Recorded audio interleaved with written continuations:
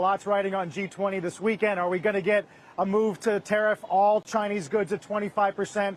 And it's driving a lot of interest among American brands in Vietnam as a hedge, because this country already makes things like touch screens for your iPhone, Ford Focuses, brake cables, and all of that. Take a look at this table out of JP Morgan. They went and looked at, for retailers, the estimated price hike you would need to offset a move to the full 25%. This assumes no mitigation from a vendor negotiation, nothing from Forex, 21% at Costco, 18 at Best Buy, about 17 at Walmart and Target. So it's really no surprise that the factories here are in the catbird seat. Customers are calling saying, hey, can I add more to my long-standing order? We went to one factory that makes Nike fleeces and jackets for Calvin Klein. Obviously, their phone is ringing off the hook. We're going to show you more of that coming up in the 8 a.m. hour.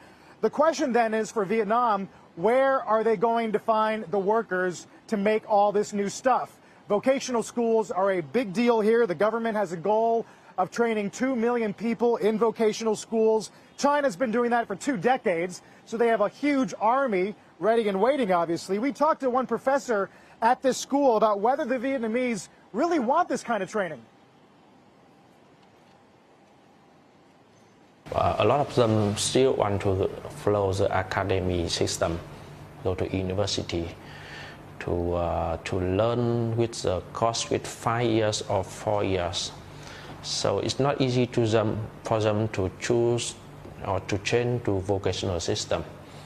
So that's why still lacking people to work in the high skill area.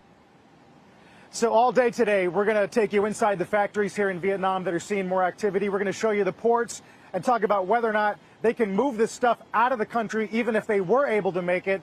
And then we'll ask the question, what if there's a deal at G20 or sometime in the next few weeks? Do all of Vietnam's dreams of taking that mantle from China simply go away? So a lot of coverage coming up today live from Hanoi. We're pretty excited about it. Well, Carl, that's what I was going to ask you about. I mean, we spoke with the head of Brooks Running Shoes, who told us that he had moved his production out of China, trying to get into Vietnam before they were full up. There was just going to be a time when Vietnam couldn't take any more additional players trying to come in. How complicated is it, though, once you've moved your supply chain?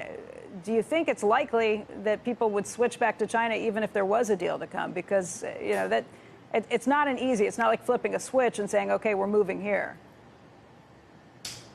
Oh, no, it's so complicated just to vet the vendor, find the inventory, get the distribution, as we said. So you're right, it's hugely complex. And you got to also consider your category.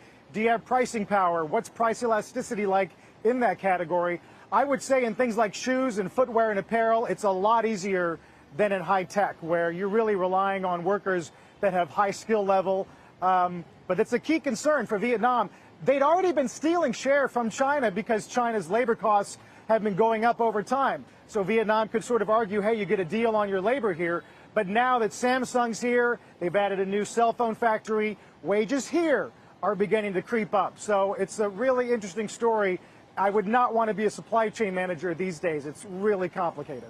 Is the labor component almost equivalent if they've kind of crept up in both markets?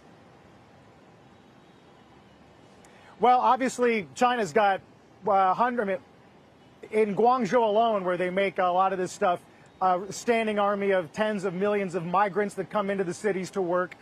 This population of Vietnam's 95 million people, a portion of that in manufacturing, so they don't have nearly the available workforce to get people coming in from the countryside.